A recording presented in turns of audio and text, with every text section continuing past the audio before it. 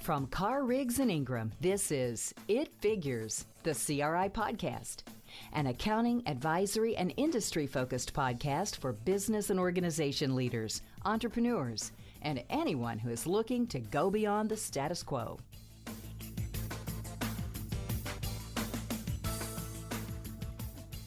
Welcome to the It Figures podcast. In this episode, we're going to be covering the market assessment. This is CRI Capital Advisors. I'm Paul Evans.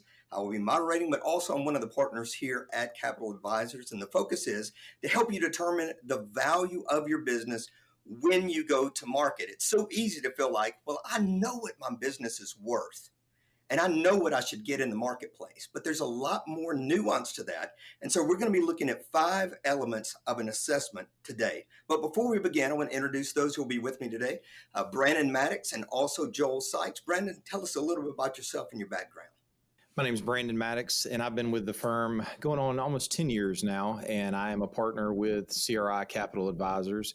In my former career, I was a software engineer, so very process-oriented by nature. So my primary role in the firm is to manage the process that we're taking our clients through from the time they want to start thinking about selling and gathering all the information all the way through till the day of close. Thanks, Joel. Hey, Paul, thank you. My name is Joel Sykes. I'm the partner in charge here for CRI Capital Advisors. I've been with the firm for about 13 years. Prior to that, I had a fairly diverse career in commercial banking. Some of that was in healthcare. I was part of a couple of entrepreneurial endeavors. Landed with CRI Capital Advisors about 13 years ago, and have really enjoyed helping clients of the firm talk through the process and ultimately execute the process of selling their business, whether that be toward retirement or just the next phase of growth in their business. Again, I'm Paul Evans, also one of the partners here, and I founded the original company that merged in 2010. I stepped away, came back in 2017, and we've enjoyed working together, and we love being the mergers and acquisitions arm of Carr, Riggs, and Ingram. So as we begin thinking about assessments, Brandon, why is a market assessment even important? Yeah, I think, as I was thinking about this question, I think the key piece for me and what it really does for us and also really for a business owner is it gives them some context. It's one thing to think about, hey, one day in the future, I'll sell my business and you can kind of dream about what it might look like and all the things, the ways it would go and the value that your company will bring. But you really don't know until you have somebody who is familiar with what the market is doing, come to you and look at your business, do a deep dive and say, okay, based on what your specific business is and based on the specific market conditions that we're looking at now, this is actually what you could get for your business. So it really gives a business owner just some really good context to kind of put that whole discussion in their mind into because really a lot of business owners, they have friends who have also sold businesses, and we're time and time again, we hear the story. Oh, well, my buddy sold a business and, they were able to get, 10X for that business. Okay, well, that's great.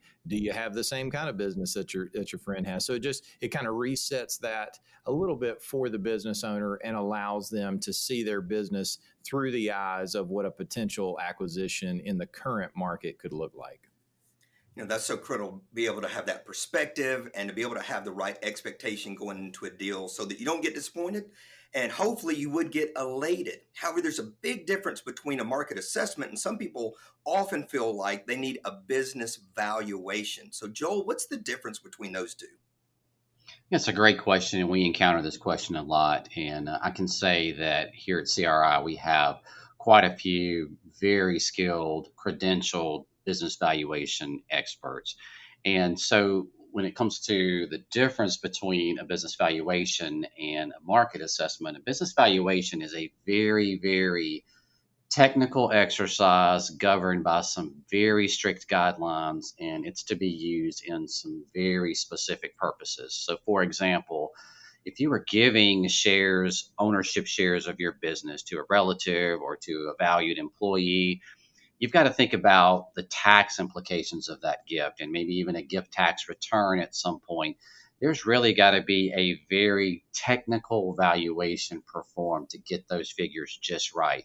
If you're forming up a partnership agreement, or if in the unfortunate situation of a partnership dissolution or a dissolution of marriage proceeding or some sort of IRS or tax court proceeding, you're going to want a credentialed valuation expert to provide that valuation analysis.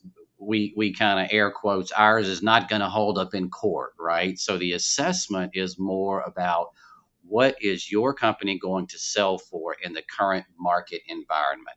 I would not be able to sit on a witness stand and provide expert testimony that my valuation is exactly correct according to all the IRS standards, all the accounting standards. What we can do is assure our clients that the estimate of value or the assessment of value that we give in our market assessment is extremely close to the value you can expect to receive when you take your company to market. So one is very, very technical, governed by very, very strict guidelines. The other truly is a comparison of your company to other companies into the market to peg or approximately peg the eventual selling price for the business. That's such an important distinction so that people understand when they're receiving that number of they go into market, this is the number that they most likely will hear. And I will say that our method that we use has a very high rate. We are over 90% accurate when we say this is the number you're most likely to hear when you go to market. And it's because we have a specific process. Now, we were talking to a client just a couple of weeks ago, and they were told that their multiple would be somewhere between a 4 and a 9.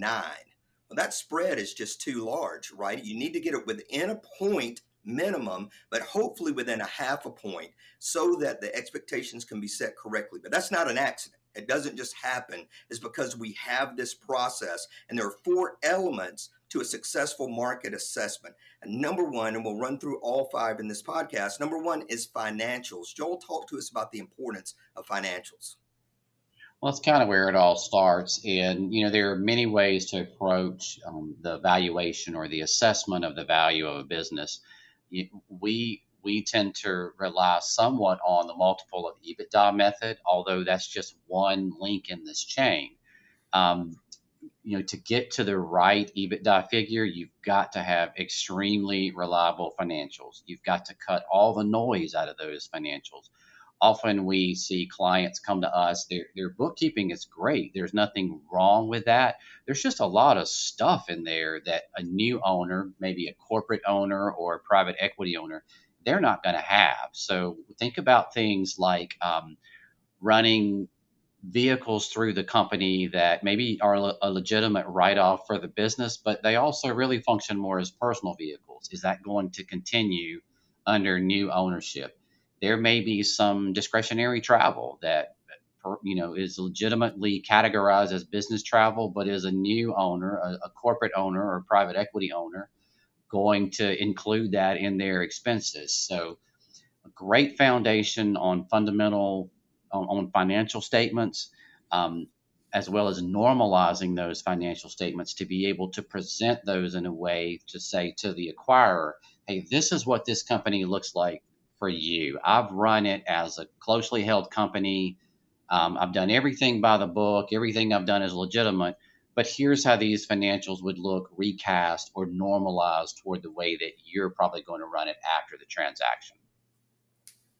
So the assessment begins with the financials that need to be in great condition. We are fortunate to be part of an incredible firm that serves its clients well, and to be able to help us receive those financials in that type of condition. And certainly they could assist you as well. Second step after financials is we look at 7 factors of value, 7 factors. We're not going to spend any time on these. I simply want to name them. We have resources at criadv.com related to this, and also our LinkedIn account as well.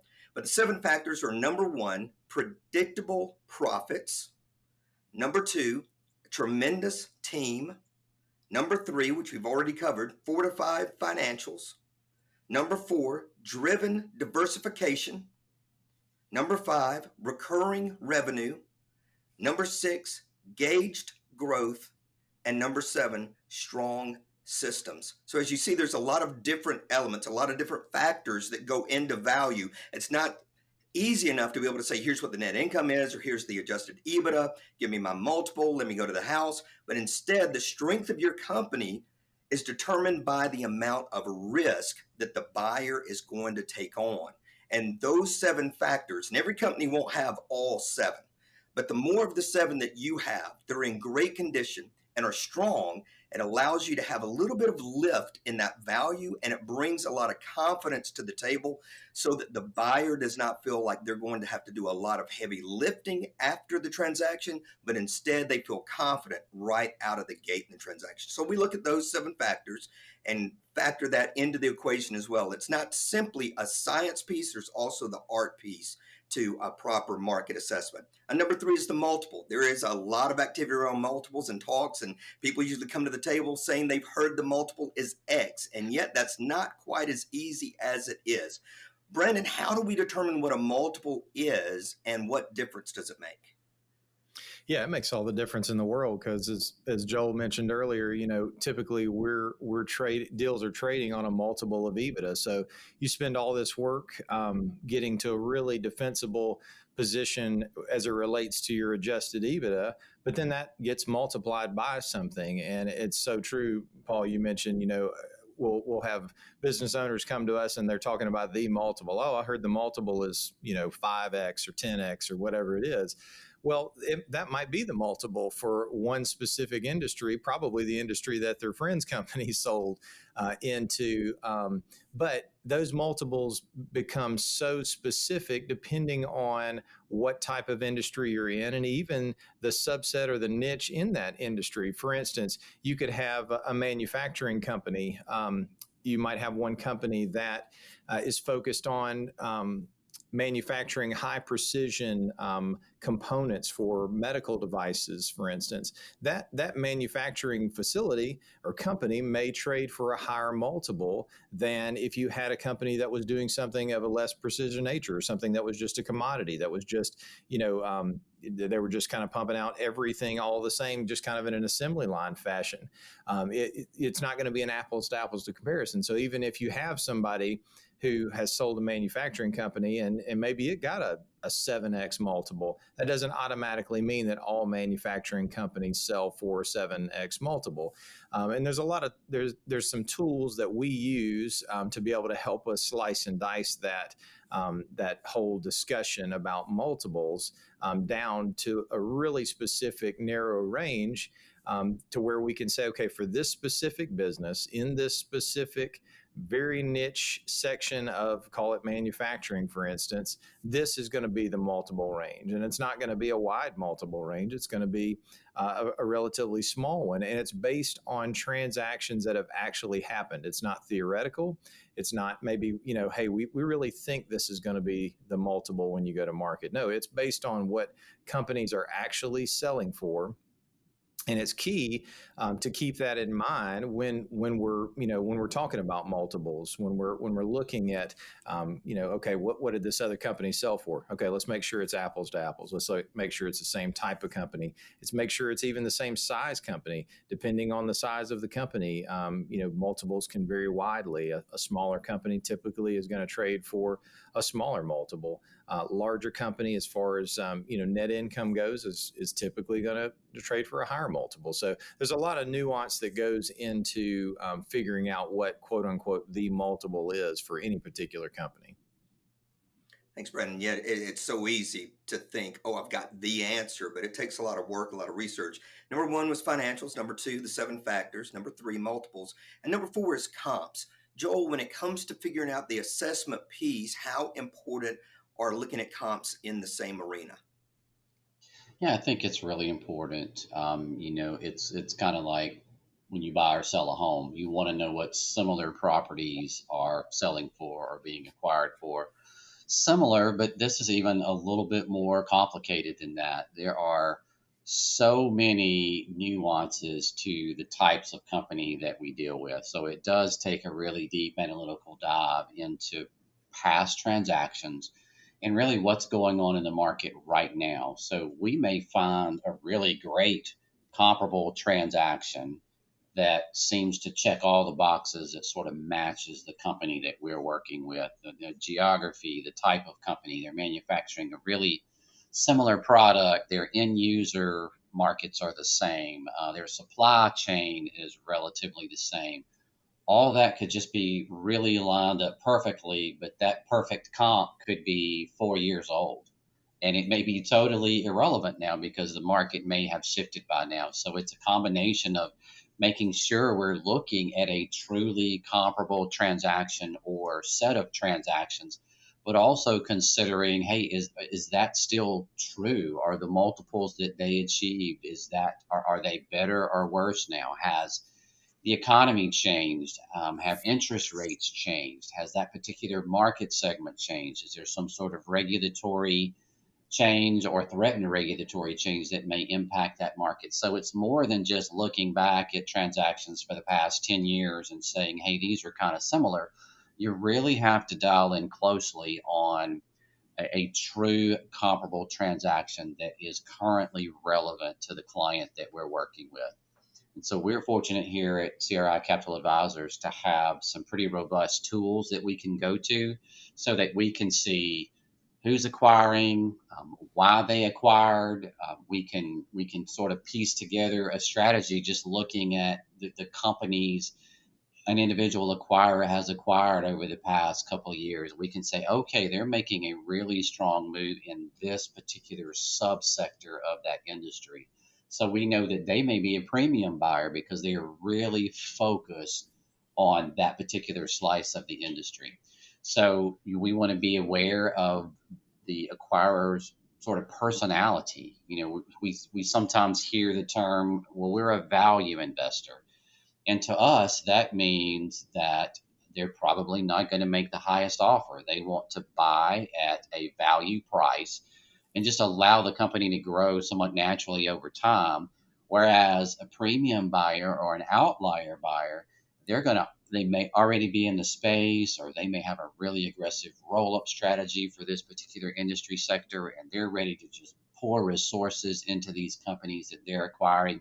So they can afford to pay more because they're committed and properly resourced to achieving, a 4 or 5x multiple of what they bought the company for. They may buy a company for $20 million, and the exit target for them may be 100 million, and they're committed to doing what it takes to get there. So we have to think about, the type buyer and the buyer's personality as well. And also we're looking at, is this an experienced acquirer? Are they doing a lot of transactions? And just a quick little sort of note here: we are in close contact with an acquirer who, they buy companies that manufacture parts that support the airline industry. And that sounds easy enough, but when you peel the layers back just a little bit, you realize they're only buying manufacturers of aircraft parts that are replaceable. It's the wear parts. If our client makes a part that goes into an airplane and it's intended to last for the life of that aircraft, this buyer is not going to be interested in that. They're going to be interested in the things on an aircraft that wear out or that have to be replaced at certain intervals. So getting to know the buyers, getting to understand their position in the market and their attitude toward valuation is a critical part to finding true comparable transactions. Even that component, there's so much complexity there. When I said comps, most people thought, oh, where they're just pulling out a sheet to see what's taking place in the market and just using some quick and easy aspect. And yet there is a lot of nuance that goes in even to the comparables. So that was number 4. Number 5 is market sounding. And with this, we go out to the market. We go out to the buyers. Even though this is for an assessment, we're having conversations with groups that we know are active within that particular industry. We certainly do not mention the company. We do not mention geography, anything that would give the company away. We simply want to have a discussion to find out how hungry, what's the appetite of the current market, and also to see where the group is in their finances, to see if they are a little bit more aggressive or they pulled back. Are they one of these value or discount buyers? So we listen to all of that. Now, we know that they're not going to tell us exactly what they would pay for the company, but we are able to listen to things that are going to give us clues to recognize if there's a valuable position that will up the value just a little bit on the multiple side, because we can tell that they would be really excited to have this type of company in the marketplace. So when it comes time for someone to get a market assessment, Brandon, when should this occur? Should they wait till right when they're ready to go to market, or what's the best time? No, I mean, it's always good to be prepared ahead of time. So I would say, when to do a market assessment, it's when you start thinking about maybe one day selling your business. And even if that's, hey, I don't want, maybe in 5 years, I'd love to sell my business, or, maybe in 3 years, or, I'm not doing that anytime soon. If you're wondering, I wonder what my business is worth, that's a great time to do it, because more often than not, what we find is we'll do a market assessment for someone, and then they could be pleasantly surprised. I had no idea that the market conditions were that good. Maybe I want to move my plans up. Maybe I'll push that up a little bit. Maybe instead of waiting 3 years, maybe I'll get ready and we'll do this next year. So I think it's really when that conversation starts coming up in the business owner's mind, it's really just a good idea to just have that check, to just, like I said before, have that context to understand. And maybe we do the market assessment, it comes back low, and the business owner is disappointed and says, wow, I really thought I would be able to get more, more than that in the market. What we can do at that point is say, okay, yeah, you would have gotten more if you were able to tweak certain things in your business. Maybe it's a growth plan that you need to implement that they've been sitting on for a while. Maybe there's some other factors like the ones that Paul mentioned that they could improve on that would increase the value overall, but it lets them know kind of where they're at, as opposed to just thinking, okay, one day I'll sell my business and it'll sell for an amazing amount of money. Well, maybe it will, but you really never know until you have the assessment done. So when they start having that conversation with themselves in their minds, that's definitely a great time to start. Excellent. Joel, why is it important to even use a M&A professional for this type of work? Why use CRI Capital Advisors or a similar firm for this instead of just turning to anybody in the financial field to get this done?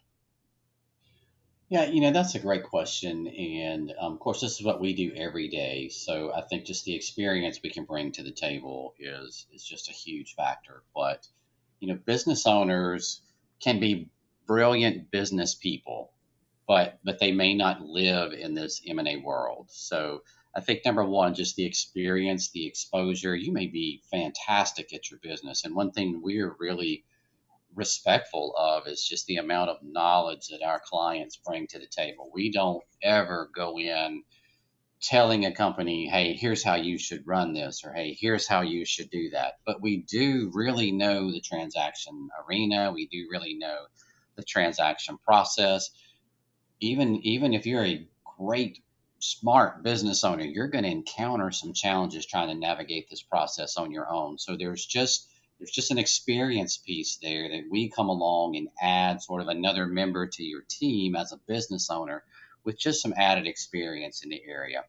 Once you're into the process, if you have a business of a significant size, you're very likely to be dealing with large corporations or sophisticated professional investors who do this all day, every day for a living. They're often investing other people's money, so there's a fiduciary responsibility on their part. They are going to put our client and that company through the ringer, and they're going to bring a virtual wall of flesh to the table with lawyers and accountants and consultants and analysts of all types. We can help navigate that. We're an extension of our client's team just to help navigate a very detailed, very arduous process. It's very, very rewarding at the end, but we feel very, very strongly that the clients of CRI deserve representation in a process like this. Wow, perfect place to end. Joel, Brandon, thank you so much for your time today. And we continue to be open for opportunities. Those of you who are looking to get a market assessment done, feel free to reach out. You can email us at info@criadv.com or visit us online, criadv.com, or on LinkedIn. We really appreciate you coming out and listening to It Figures today. The It Figures podcast is always hosted and sponsored by CRI CPAs, Carr, and Ingram, and you can visit them online at cricpa.com. Like them and follow them on social media. If you want more CRI insights or are interested in learning about our firm, please visit our website at cricpa.com. Thanks for listening to this episode of It Figures, the CRI podcast. You can subscribe to It Figures on iTunes, Spotify, or wherever you prefer to listen to your podcasts. If you liked what you heard today, please leave us a review.